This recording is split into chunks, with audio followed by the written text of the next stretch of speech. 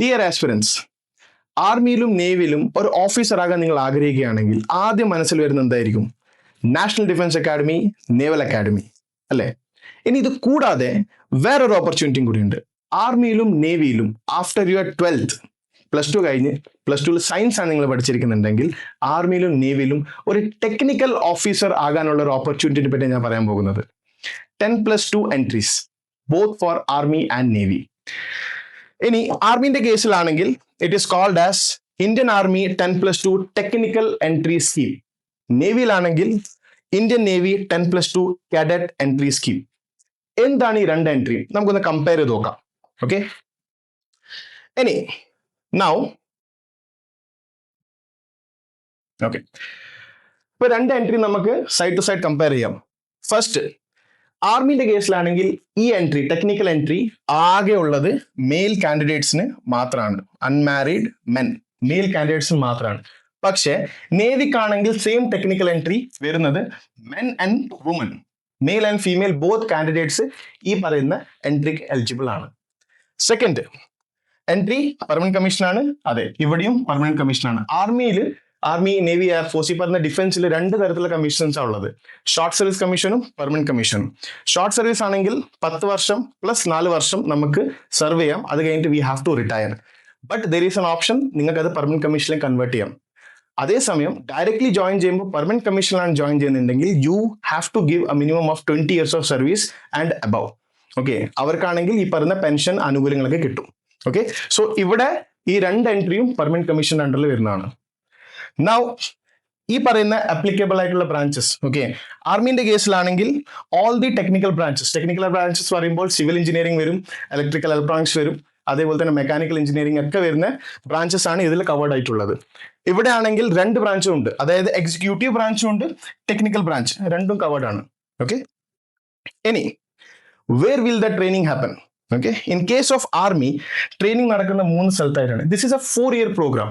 Okay, 4 വർഷം, നിങ്ങൾ engineering പഠിക്കുന്ന പോലെ തന്നെ ഇതൊരു 4 വർഷത്തെ പ്രോഗ്രാമാണ്. സോ അതിന്റെ 3 വർഷം, ആദ്യത്തെ 3 വർഷം ആർമിന്റെ കേസിലാണെങ്കിൽ based on the trade that you take, civil engineering ആണോ, മെക്കാനിക്കൽ ആണോ, ഇലക്ട്രോണിക്സ് ആണോ, based on that training will happen in different locations. Okay, ഇപ്പോൾ CME പൂനെ ഉണ്ട്, കോളേജ് ഓഫ് മിലിറ്ററി എഞ്ചിനീയറിംഗ് പൂനെയിലാണ്, that is for civil engineers. Then you have military college for telecommunication engineering. Okay, അത് മാവ് എന്ന് പറഞ്ഞ സ്ഥലത്താണ്, മധ്യപ്രദേശിലാണ്. പിന്നെ military college of electronics and mechanical engineers, that is in Secunderabad. Okay, ഇതൊക്കെ 3 വർഷത്തെ ട്രെയിനിങ് ആണ് ഇവിടെ നടക്കുക. ഓക്കെ, സിമിലർലി നേവിന്റെ കേസിലാണെങ്കിൽ 4-year പ്രോഗ്രാം കംപ്ലീറ്റ്ലി നടക്കുന്നത് ഇന്ത്യൻ നേവൽ അക്കാഡമി ഏഴിമലയിൽ വെച്ചിട്ടാണ്. Okay, Kannur, Kerala. Fine.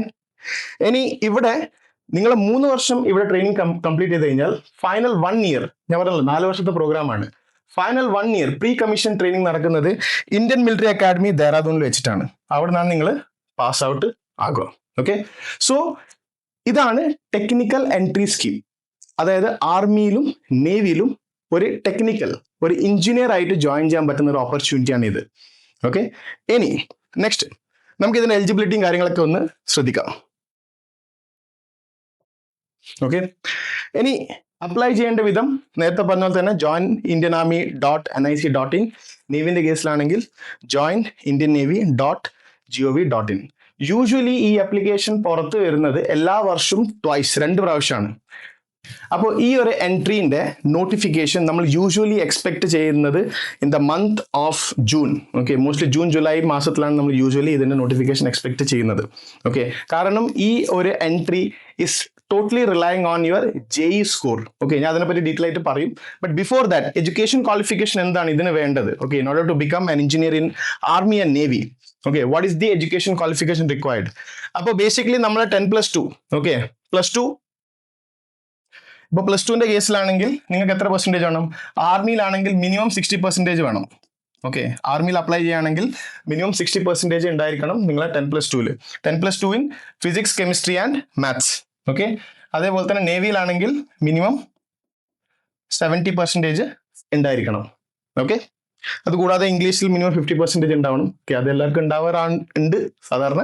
So 50% is required in English as well. 60% in Army and 70% in Navy. ഇതിലാണ് physics, chemistry and maths combined. ഇനി next who can apply? Okay, this is the most important thing. Okay, ഇനി ഞാൻ ശ്രദ്ധിക്കേണ്ടത് എന്താണ് ഇതിന്റെ, ഞാൻ eligibility പറഞ്ഞു, apply ചെയ്യാൻ പറ്റുന്ന ആൾക്കാരെ. ഇനി ജെഇ മെയിൻസ് എഴുതിയ സ്റ്റുഡൻസിന് ഈ പറയുന്ന പോലെ എക്സാം കഴിഞ്ഞാൽ നിങ്ങൾക്ക് ഒരു റാങ്ക് കിട്ടും. Okay, that is the all India common rank ലിസ്റ്റിൽ നിങ്ങൾ ഒരു റാങ്ക് മെൻഷൻ ചെയ്തിട്ടുണ്ടാവും. ഈ റാങ്ക് നിങ്ങൾ എവിടെ ചെയ്യണം? ഈ പറയുന്ന ആപ്ലിക്കേഷനിൽ അപ്ലോഡ് ചെയ്യണം. Both for army and navy ഈ റാങ്ക് അപ്ലോഡ് ചെയ്യണം. So based on the rank, okay, they will short list.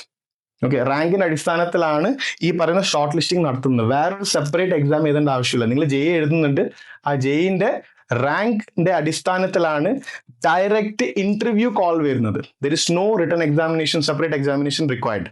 Okay, so based on this rank, okay, NTA national testing agency പുറത്തുവിടുന്ന ആ റാങ്കിന്റെ അടിസ്ഥാനത്തിലാണ് നമുക്ക് ഷോർട്ട് ലിസ്റ്റിംഗ് വരുന്നത്. So ഈ പറയുന്ന shortlisting വന്നു കഴിഞ്ഞാൽ, if your name is there, then you will be directly sitting for the Services Selection Board interview, the SSB interview. Okay, so usually NDA കേസിലാണെങ്കിൽ നമ്മൾ റിട്ടൺ എക്സാമിനേഷൻ സെപ്പറേറ്റ് ക്ലിയർ ചെയ്ത് കഴിഞ്ഞിട്ടാണ് ഈ SSB short listing വരുന്നത്. പക്ഷേ ഇവിടെ technical എൻട്രീന്റെ കേസിലാണെങ്കിൽ ഈ പറയുന്ന JEE മെയിൻസിന്റെ റാങ്കിന്റെ അടിസ്ഥാനത്തിലാണ് നമുക്ക് ഈ പറയുന്ന ഷോർട്ട് ലിസ്റ്റിംഗ് വരുന്നത്. So once you are shortlisted, then you will undergo the 5-day SSB interview. Okay, 5 ദിവസത്തെ പരിപാടിയാണ്. അത് കഴിഞ്ഞാൽ next you will have a medical test and a final merit list. Okay, അപ്പോൾ മെറിറ്റ് ലിസ്റ്റിൽ പേരുണ്ടെങ്കിൽ you will be joining the respective training academies. ഞാൻ നേരത്തെ പറഞ്ഞ പോലെ തന്നെ. Now the most important thing about this process is that while you are undergoing training, നിങ്ങൾ training undergo ചെയ്തുകൊണ്ടിരിക്കുമ്പോൾ തന്നെ ഈ 4 വർഷം you will be given a stipend. Okay, വേറെ ഒരു കോഴ്സിനും കിട്ടാത്ത ഒരു വലിയൊരു ആനുകൂല്യമാണ് ഇവിടെ. You will be provided with a stipend throughout the training period. Okay, so നമുക്ക് അങ്ങനെ ചിലവൊന്നുമില്ല. On top of that you are been paid, okay, for undergoing training. Okay, so most important part, ഇപ്പൊ ഈ ഒരു complete selection, ഒരു technical officer ആകണമെങ്കിൽ, for example നിങ്ങൾക്ക് eligibility criteria ഉണ്ട്.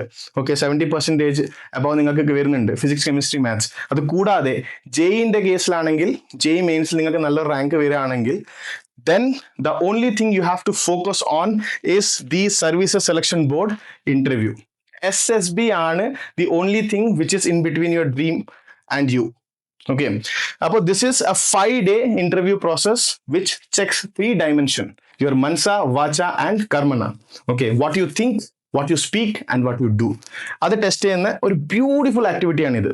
Okay, SSB interview. Okay, so in order to prepare, okay, ഇപ്പൊ നമ്മൾ short list ആയി കഴിഞ്ഞാൽ മാത്രമേ നമ്മൾ പ്രിപ്പയർ ചെയ്യൂ എന്ന് വിചാരിക്കുകയാണെങ്കിൽ it may be too late. If you think that you will be short listed and if you think that you are eligible, then you should start preparing for the SSB interview.